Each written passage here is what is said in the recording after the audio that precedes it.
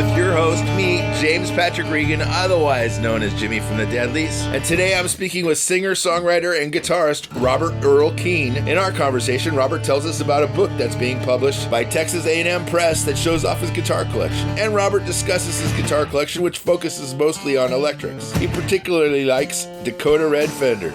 Robert discusses his retirement and then his return to performing after a divorce and how he maintained his guitar collection. Robert describes his guitar buying strategies and his friendship with the late Bill Collings of Collings Guitars. Robert takes us through his tour habits and some of his favorite music stores and some of his favorite repair shops. Robert talks about his home in Texas and his podcast, the Americana Podcast, that comes out monthly. Robert discusses his career early on and his contemporaries. And finally, Robert tells us about his Fan Appreciation Weekend, Labor Day weekend in Texas. To find out more about Robert and his music and his tour dates, you can check out his website, robertearlkeen.com. That's ROBERTEARLKEEN.com. Please subscribe, like, comment, share, and most of all, review this podcast. I'd really appreciate it. And please support Vintage Guitar Magazine and all the wonderful things they do for us guitar players, because they do so many wonderful things for us guitar players. One personal note, I'm playing at the California State Fair with my band, The Deadlies, on July 18th, 19th, and 20th. 2 sets, 8:30 and 9:30 p.m. each day. I'd love to see you guys out there. Here's my buddy, Robert. Hi. Hey there, Robert. How are you? All right. How are you? I'm doing good. I always feel like I'm on the right side of the field when the Zoom thing actually works, so, yeah. Well, it's working fine. I hear you quite well. Great. Yeah. Great. You've written a guitar book? No. What it is more or less just it's like a coffee table book of my collection. Oh. All right. So I have a number, I don't know, 70 plus guitars that I've collected over the years. And so I'm have a contract with Texas A&M Press. Yeah. To put this out and also it includes lyrics to songs, but a lot of poems I've written over the last few years. Sure. And so the pictures of these guitars, there'll be an index in the back which will explain exactly what. There's a lot of art shots, so that you get to the index and you can see exactly what make and model and year the guitars are that we're doing. Yeah. Yeah. And so when did you start collecting guitars? I'd say 1981. This one, let's see, where is it? Right behind me, that ES 140. Yes, right? Yeah. That one. I had a job at the Railroad Commission, which is not about railroads. It's about regulating oil. And it was a pencil pusher job, a bureaucratic job. And I got a check for $1,200 and went to this pawn shop. I've been looking at this guitar for a while and I bought it. So that's when it started. The disease, the mania started. Sure. And did you have an amp to go with it or no? I did not have an amp at the time. I was like one of those guys. Like my background really was folk and bluegrass and some country. So, I had a guy ask me the other day, said, you put out this first record and, it was in the 80s and there's all this stuff going on. And what were you thinking? And I was like, I didn't listen to any of that. Yeah. I just listened to the Stanley Brothers and whomever, folk guy was around at the time, Bill Stain, somebody like that, so, that's what I loved, and I gradually grew into, bigger and louder, and finally I kind of went where I was, followed a lot of had a lot of books on guitars, and I started following electric guitars, and I realized that there's so much variety in electric guitars. You can just go all day long, just keep going, And with acoustics, there's some variety, but not like there is in electric stuff. Yeah. Didn't you retire from performing? Yes, I did. Except for that was a misstep on my part. As somebody told me, life gets lifey. I know that's kind of like a weird sounding thing, like, some kind of oompa loompa kind of thing. But life did get in my way, and I had to do something else. I had to go back, and which I'm glad. I mean, I really have almost I don't know, maybe nobody wants to tell me, but I really get almost no negative feedback about going back on the road. People are always thanking me and all that kind of Oh, thing. of course, of course. And was it financial reasons that you had to go back on the road?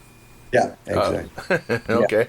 Yeah. Actually, more personal, as in quote unquote, the trampoline of divorce. Oh, well, sorry to hear that. After 40 years, and it was the biggest surprise to me as anybody, and it's still not actually finished. So it's like, Were you able to? Sorry, were you able to maintain your guitar collection through the divorce? Yes, I'm actually still collecting them when I see something that I really like. Right. What is it? What is there things that you're looking for specifically, or just guitar hits your fancy?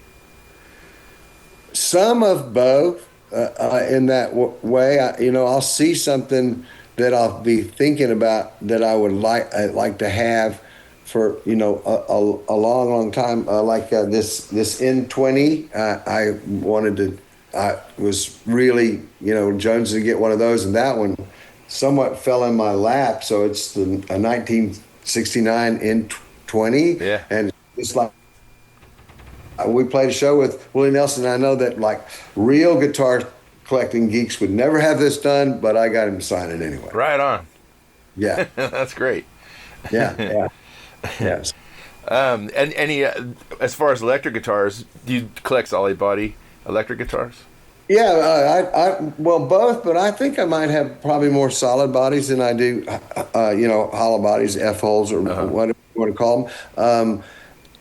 Because again, the variety there is just crazy. And then I started that in a long time ago. It was somewhere like late 80s. I was running, and I was running in Oxford, Mississippi, and I ran by this music store, and I saw one of those triple stands with three like red guitars, the electric guitars, and I thought they were really, really cool. Yeah. And I didn't know anything about them, and so I went in there and bought them. I think the guy wanted somewhere around 1,600, and I told him that I only had 1,100 cash, and he took it. So so it turns out to be it's these mid '60s Dakota Red.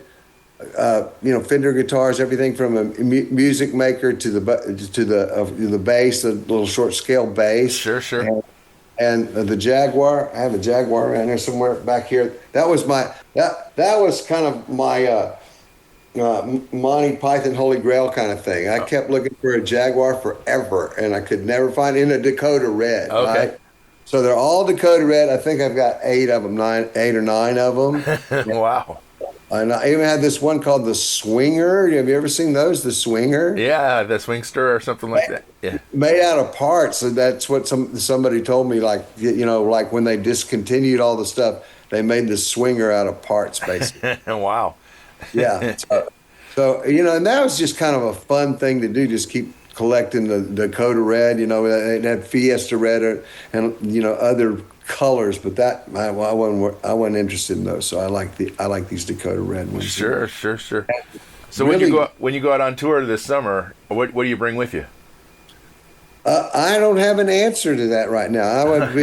I would say I'm really liking I'm really liking like I'd like to bring that Jaguar out, but I'm a little afraid of it. I don't want to bang it up and everything. Yeah. What I probably will bring out is my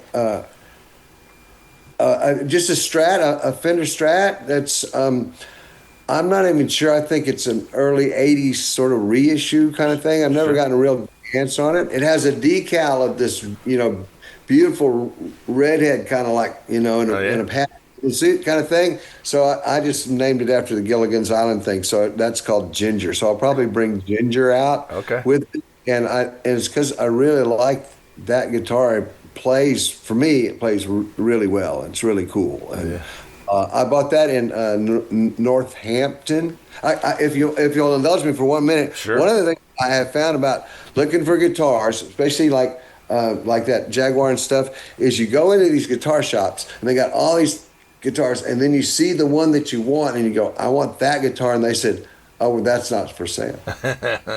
And you go, why not? Oh, that's the boss's guitar. I said, well, call him on the phone. And and they don't want to call him on the phone. However, I've gotten a few of them to call him on the phone. I bought a Harmony Monterey in Tacoma, Washington, and because I could beat this guy up, man. He called the guy on the phone. Right on. Yeah. That's great. Is there any brands, like for acoustic guitars, any brands that you specialize in, or it doesn't matter? No, I was friends with Bill Collings from 1978. Okay. And Bill and I were like, there were some years in Austin in the 80s where we just tore it up. And so Bill was a fun-loving guy, and I mean, just we had a lot of fun together and stuff. So this is before he really broke loose with his manufacturing of guitars. He would, he'd take anything and he'd fix guitars. So I would take him, I had a couple of Martins, I had a D28 and I had a Triple O, and I'd take them to him. And then one day he stopped me and said, this is the last Martin you're going to bring to me. And you're not going to do this anymore. And I said, well, what am I supposed to do? He says, you're going to buy one of my guitars. So so he built me that one back here. You can probably see it. Anyway, it's called the Bass because it has a bass inlay on the top right there. Sure. And it's a C10, and that's where I started with all of Bill's guitars. Okay. And I don't know how many acoustics I have, but I've got 4 or 5, and I might have more electrics than I have acoustics as far as the Bill's electrics. But anyway, we were really good pals, and when he passed away, I remember being on stage just thinking, I'm closer to this guitar than anything in my life, and he's gone. It's really, yeah. That's too bad. Did you always have your guitars displayed like you have them right now, or before? I've had them like this for about a year. Especially for the Zoom, I swapped a couple around, but that's this is my guitar room. Okay, all right. Yeah. Right on. And what about amps for these the electrics? Do you collect amps?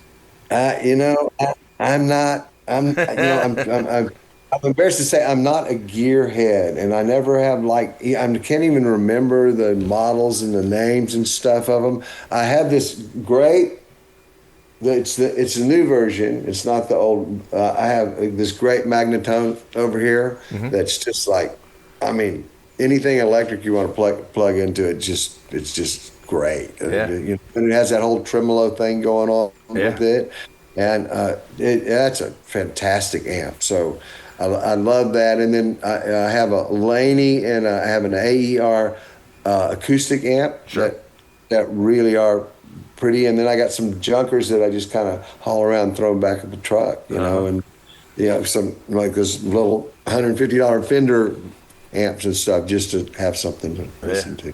On this current tour, are you going to be in a bus, or are you going to be in a van, or are you flying? I'm being a bus, man. If I go back to a van, just please shoot me, or hire somebody there in Chicago to shoot me, because I can't really do it anymore. And so, it's hard to explain, but really the bus is the only way to fly. It's a great way to travel, especially these days where it's so hard to travel by air and stuff. Oh yeah. But it's expensive though. The buses. Oh my God. Yeah, just go ahead and put your house up for sale. And do you go guitar shopping on your off time?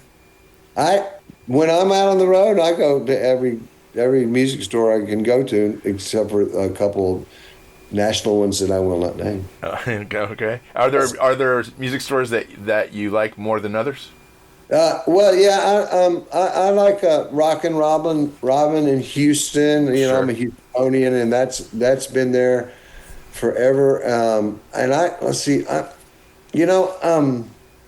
I'm just blanking on some that I like to go to. But I tell you what, anything that seems kind of funky on the outside has probably got something pretty promising on the inside. Yeah, that's a true fact. Yeah. And what about repairs? Who does your repair work? I've been getting for a while. I got this guy, Bill Grivitz. I forgot. Anyway, it's like a German sounding last name. But he moved to New Mexico, and so I got this guy Dave. He's been really good there at Rock and Robin. I've sent the things to him lately. They're not big repairs. I love that woman. I guess it's Sue Ellis in Austin. She fixed a guitar for me one time. She just did a great job. But she went on her own. I can't really find her number. She was with a store there in Austin. And, okay, all right. So I thought she did good work. Yeah. Do you end up having to do? I mean, you play a lot. Do you end up having to do refrets and the whole thing, or? Occasionally, also like with the Collings stuff, I can take those back to Steve McCrary, and okay. It might take a little bit longer than other deal because they're always backed up. But yeah, I all the Collings stuff. Like Bill told me when I bought that first Collings guitar, the C10, the bass. He said you'll never have to worry about finding a place to repair this because it's guaranteed to. I will repair it forever. So right on. Yeah. And are you still located in Houston or where? No, I live out there. I live out on the frontier, man. I'm on the edge, kind of on the edge of the desert. I'm in a town called Medina, Texas, which you can only remember that by. That is where Muhammad went after he got kicked out of Mecca. So he went to Medina. So, but they're not the same one, obviously. But anyway, it's about 70 miles west of San Antonio. Okay. So, and not too far from I-10. Oh yeah. Wow. So the middle of nowhere. Yeah, my nearest neighbor is a mile away. Wow. Yeah. Pretty good internet for being so far away from everything. Hey man, I lucked out so big on this deal. They were running they were running fiber optics down on the county road that's about 2 miles away from me, and I went and said, "Come on, man, you got to give me," So they brought it on all the way on out here, and also have this video / kind of music studio or recording thing back up on the hill called the Snake Barn, and so I got great Wi-Fi service on the house here and up on the Snake Barn. Yeah, which you need when you're doing like some kind of stream or something. Exactly, and you have your own podcast, correct? Yeah, I have Americana podcast. We're on our 6th year. Wow, and sixth year, and we primarily we interview singer-songwriters, but this year we've somewhat retooled, and we're including some, like, we're going to be talking to some movie directors, and novelists, and fashion people, and even some food people. So we're expanding our definition of Americana, and still rooted in music, and especially singer-songwriters, because those are the people I can talk to. I speak that language. Yes, of course. And is it weekly or monthly, or how often does it come out? It's monthly. Yeah. So it's great. Americana podcast. Yeah, it's I don't know. We've hung in there through good times and bad, but the whole idea was to continue to try to spread the word about Americana, because there's, everybody knows what country music is, or hip hop or pop or whatever, but you don't find a lot of people that are very well versed in Americana. So yeah, you would. I mean, if you didn't coin the term, you are the definition of the term. Yes. No, supposedly my friend Rob Bleetstein out in San Francisco coined the term with the guy who ran Gavin at the time, back like in '96 or something. Oh wow. Okay. Yeah. And touring early on, Were you touring with a band, or were you touring with your just by yourself? I started out in the mailroom, man. I started by myself, like, going to every little crummy joint, every little open mic night that I could go to. And when I was there, like I mentioned, the Railroad Commission, when I had that bureaucratic job right out of college, I was in Austin, and I talked people into having music in their place so I could play somewhere. I mean, Yeah, and so that was it. Yeah. Yeah, and initially, were you considering yourself just a songwriter, or you wanted to perform from day one? I tell you what, I always think of it in terms of, like, you're playing, and if you're like attracted to playing, like, it's almost no joke that the fact that when I first learned a D chord, I didn't start playing until I was 18 years old. So when I started playing, I learned a D chord. I literally just sat there and strummed a D chord all day into the night. Ring, ring, and I just totally digging it. And then I'd always had a knack for putting poetry together and then that was just obvious. It's like, oh, well, I can write a song. So put that, and when I stepped on stage, I mean, it was like the trifecta. It was like, I can do this. I can talk into this microphone and perform for people where I can't do half of this stuff just one-on-one with somebody else, Yeah, it just worked for me. Yeah. And were you playing, when you say you were playing on every place you could play, was that mostly in Texas? Or was it? Yeah, primarily, but I tell you what, where are you? I'm in Napa, California. Down in California. Okay, great. Yeah. But anyway, I always felt like that there was no valor or honor in being a king in your own backyard. So I felt like I needed to get out, immediately when I just barely got started, I went to Chicago and played with some bluegrass bands that I met down in Austin that were from there, and just I got the bug that I felt like the real answer was to be touring everywhere I could possibly tour in the United States. And then I toured some in Europe, but that wasn't as good for me, so I just stuck with the U.S. But I started out playing outside of the state as much as possible. Was San Francisco a good place for you? San Francisco, no. Northern California was just magical for me. I tried, Southern California, San Diego, Los Angeles, all the way up to about San Luis Obispo. And it was just dead, just didn't work for me at all. And I went to Northern California and had a really good friend that ran about 4 different radio stations, Sleepy John Sandage in Santa Cruz. Uh-huh. And he promoted little bitty shows like at the Kiwamba and things like that. Yeah. And I played some of those. Also, Nancy Griffith was a tremendous help for me. She had me open up some shows and stuff out in Northern California. But I don't know, whatever I was doing worked for people in Northern California. It did not work in Southern California, but it worked in Northern California. Yeah. And, all the way up to, Chico and sort of stuff like that. Yeah. Right. Yeah. Well, once you get to Chico, then it all turns. You might as well be in Oregon. Yeah, no, that's exactly right. A whole different vibe up there. Yeah. You're going to have your fan appreciation weekend, Labor Day weekend? Yes. So I don't really listen to the news or watch the news or anything like that, but I do listen to the BBC occasionally, mm-hmm. and especially to like the music programs, that they have on there.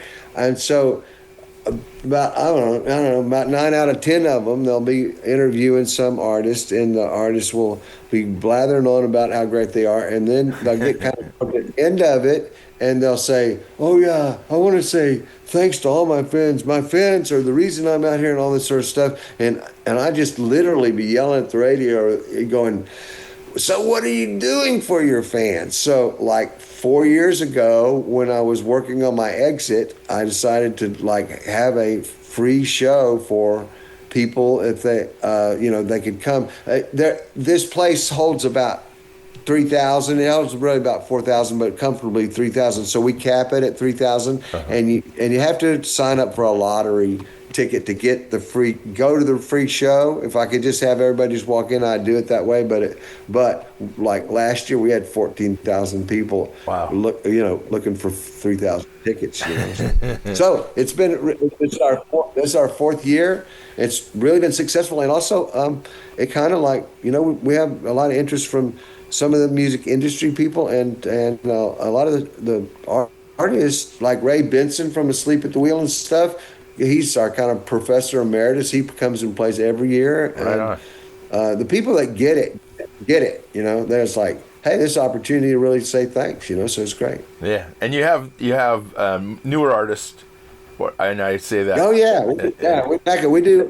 we've expanded it now to cover Saturday night, which is a paid show that's going to be with American Aquarium and this really great guy that I've run into that I've yet to meet, but I had him sing one of my songs, Race Ricketts.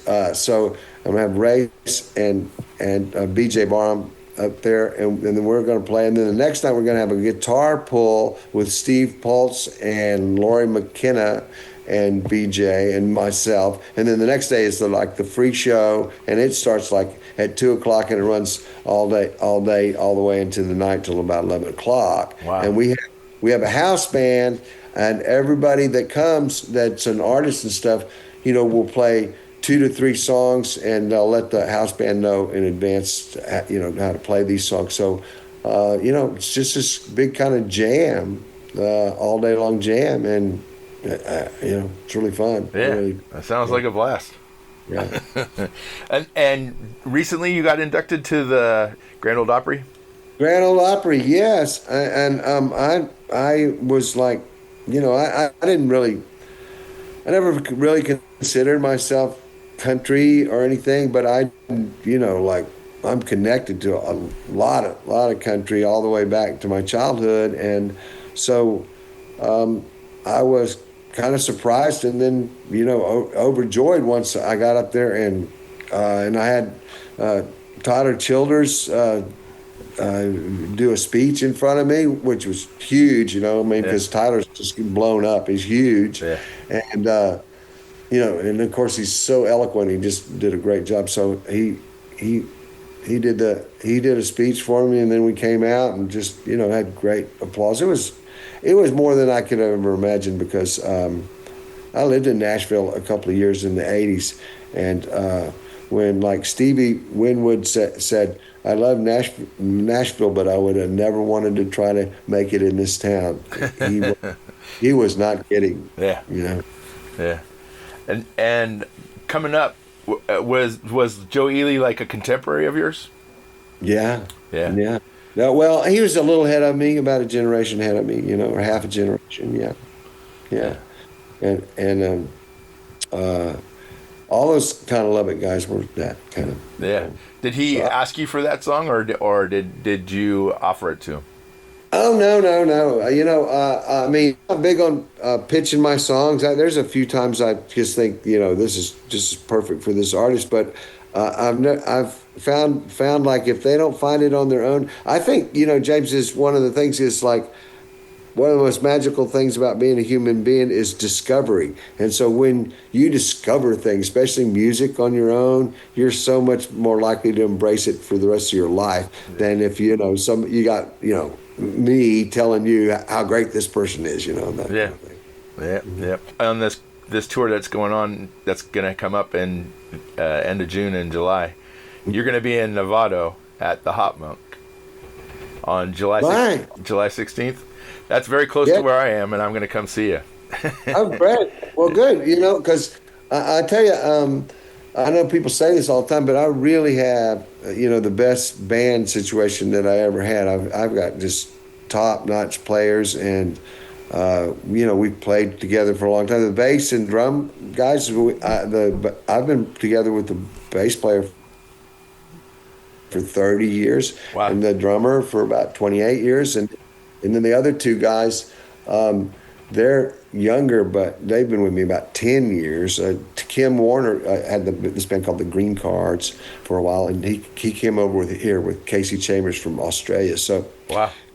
Yeah, so he's a fantastic mandolin player, and then Brian Bacon plays the guitar and the fiddle and the electric guitar and the acoustic guitar is just a whiz, you know. Yeah. And who is it on bass and drums? Bill Whitbeck and Tom Van Skyke, and Tom used to play with the Dixie Chicks early on, Okay. and Bill's been playing with me so long I don't even remember who he used to. Well, it's been an honor to speak with you.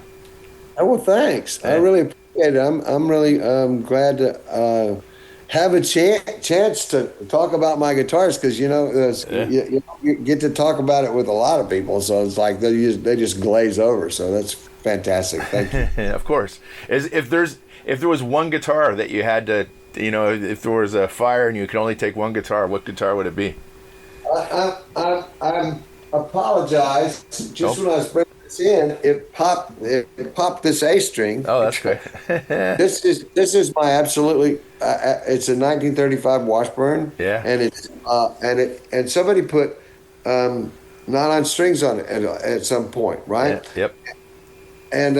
And also that's Brazilian from 1935. Yeah. And I want to say this is one of those guitars that you just walk by and you just feel it going, play me, play me, Yeah. play me. And it's so easy. It's so great. So that's it. That's the answer. Right on. Well, thank you. Thank you very much. You're welcome. I hope to see. Oh yeah, Novato. Sounds Yeah, good. Novato, I'll be there. All right, I'll look for you. Yeah, All right, thank you, sir. Bye-bye. Bye-bye. Thanks for listening to Have Guitar Will Travel. You can catch up on all the things I'm doing at thedeadlies.com, and I'm on all the social media platforms as well. And please support Vintage Guitar and all the wonderful things they do, because they do many, many wonderful things for us guitar players. Thanks. Please subscribe. Please tell a friend, and I'll see you guys next week. Bye, guys.